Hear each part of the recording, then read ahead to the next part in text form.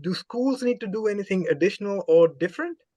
No, they don't. But in our particular instance, Sam, we are loath to fund anything which sits squarely in the Ministry of Health, the Ministry of Education and/or the Crown's bucket. So, for example, we were recently approached about would we fund the installation of solar panels on at a school, and our trust board were very adamant that yes, no, because that sits squarely within the Crown's bucket. Schools, we're happy to fund playgrounds, we're happy to fund Chromebooks. We will not, however, fund a teacher's salary. We would potentially also not fund a teacher aide salary. But we also fund, for example, equipment that the school wishes to purchase for the kids to play sports. Schools don't have to do anything different. There isn't a different approach for schools or a different application process. What's more important, the writing of an application or meeting or talking to the people who determine the outcome of it? Samantha? It's a double-edged sword. So talking to us in the first instance is always helpful because we can stop a world of pain. We can tell you what to apply for and what documentation to provide as support. Our regional grants committee make our decisions based on the recommendations that we provide. I have in the past assisted with some advice, re a covering letter, etc. A covering letter should be short, sharp, to the point, remembering that we're reading over 400 applications a month. And thank you, Samantha. That was very insightful. Is there a different approach for charitable trusts versus incorporated societies? Run that past me again. Is there a different approach with what? For charitable trusts versus incorporated societies, or no. With us, a charitable trust, we require that your board is incorporated. Check the Charitable Trusts Act in that regard. And an incorporated not-for-profit society would have to produce a wholly income tax exemption certificate. We want to make doubly sure that you are completely not-for-profit. So if you meet those criteria, there is no difference in a charitable trust, which is incorporated, or a incorporated society with full tax exemption. Can she apply for sponsorship of a sports team? No. Not to the Lion Foundation, and I don't believe to NZCT or Pub Charity. So sponsorship is a broad term. What she could apply for is equipment. She could apply for travel expenses. She could apply for the playing strip. In other words, not what the kids or the sports team would practice in, but the playing strip, excluding socks, mouth guards, shoes. She could apply for coaching for that team, as long as it was a grassroots coaching and not a high performance coach. In other words, we wouldn't fund the All Blacks, but we certainly would fund the tamariki at a local club. So I hope that answers that one. Are business associations allowed to apply? Depends. If your business association is incorporated, and if it is not for profit, then yes, it could. So, for example, that could be a community watch, something like that. So we do support. We also support various. My words are failing. Budgeting services. So that's a community association. So it depends what you mean by community association. Volunteer contributions include time, and if yes, how do you illustrate that in the application? So there's a number of different ways you can do that, but often what we say is we use the living wage as a bit of a guide to how much a volunteer's time is a cost, and also how that is valued. So the number of hours that a volunteer is giving to the organisational group based on the hourly living wage rate.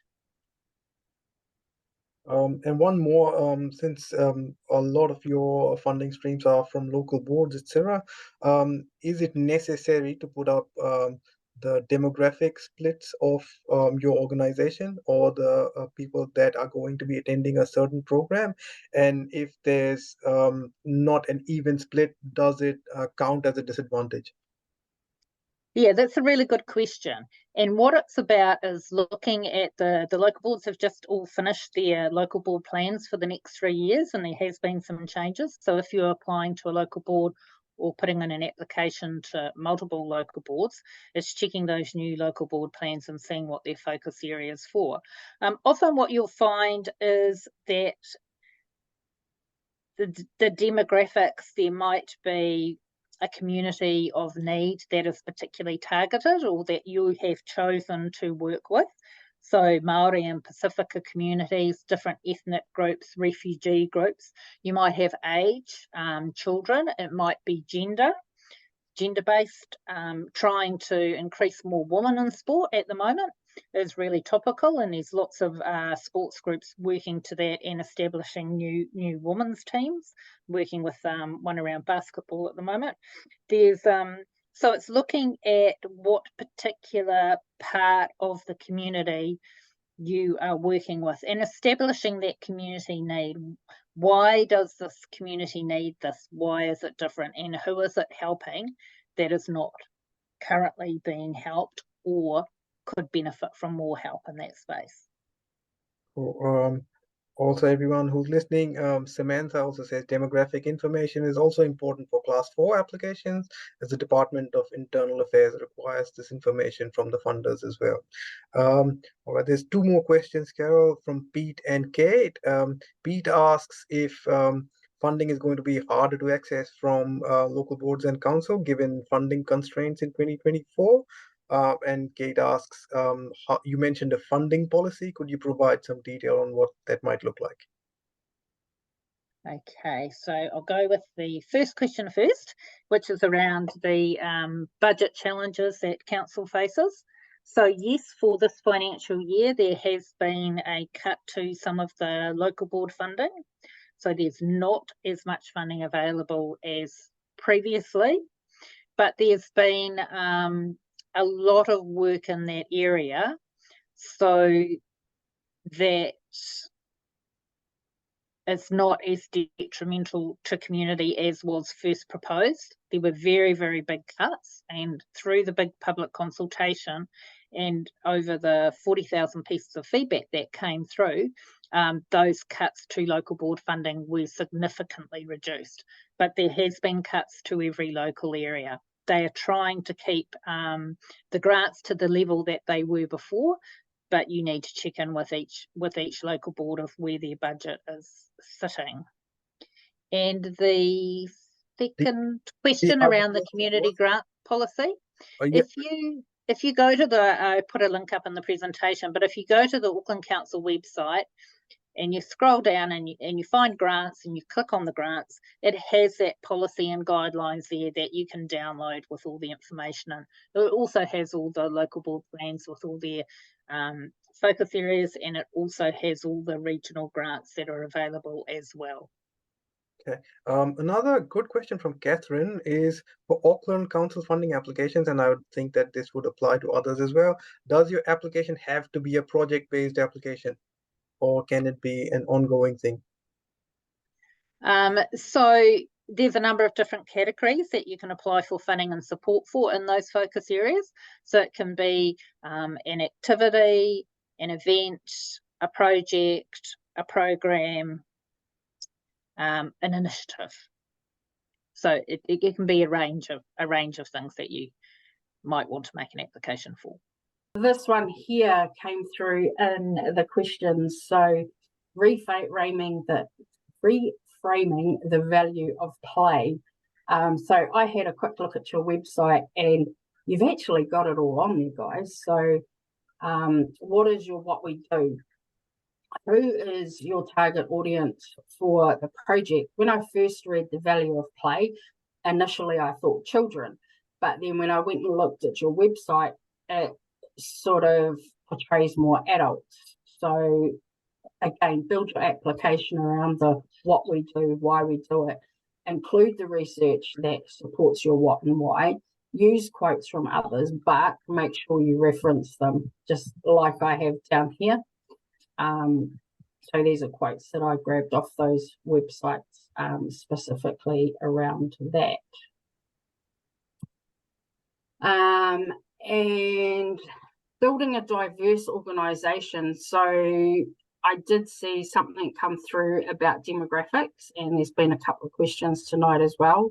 So one of the big things I've learned is collaborating with local organisations to build a project specific to your organisation. So they may have avenues of funding available, but don't have the time or resources to run a project. You might have the time and resources, but not the funding. So the below is just a few ideas. So local iwi marae, Pacifica organisations, Auckland Asian Association, etc. So I know that the Mazda Foundation, for example, this is for Glendowie Boating Club, supplied Surf Life Saving Club with equipment needed for a project around water safety. So I'm not sure if you already do something along those lines, but perhaps there's room for a similar project aimed towards your target group to build those demographics. And then you have them in your club organisation to then interest them into further projects and stuff like that. So just building on those really. And just regarding your comment about the multi-use facilities, so this is something that we're currently facing as well, and recently had a feasibility report done to further explore our options in that area. So if that is something that interests you guys, feel free to jump in, get in touch, and I can put you in contact with our consultant. He's really, really awesome and has done a fantastic job for us. Do you find it difficult getting multiple quotes for funding? So if an application is declined, then you have to keep getting the quote. So can you apply with an expired quote? Not an expired quote, but I think I've done a few through pub charities, grassroots, and generally it's a 3-month shelf life for a quote.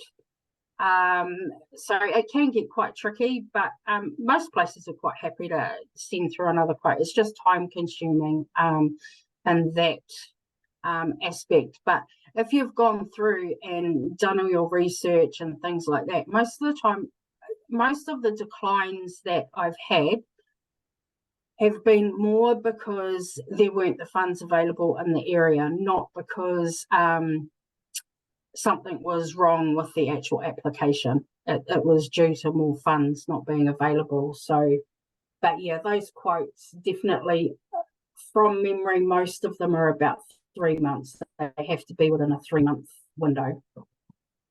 Cool. So don't use an extra. All right. Also, Samantha from Life Foundation, she says, explain why it is hard to get 2 quotes. The funders aren't unreasonable. So if you put that in there, that should be acceptable, and get in touch with the funding advisors if that's the case. Just one last quick question, if you can answer that. Do you apply to multiple funders for the same thing concurrently, and do you get success? What happens if you get success from both? Have you had that situation? So only being in the role for 15 months, I've only applied to one trust twice, and that was pub charities. So one was last year for our trophies for prize giving, and the same thing again this year.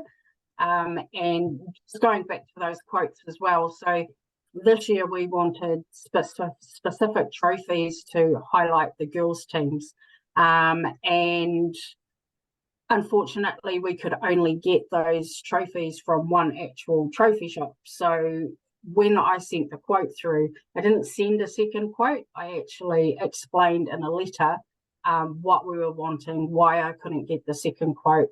And hey, we were successful. So yeah,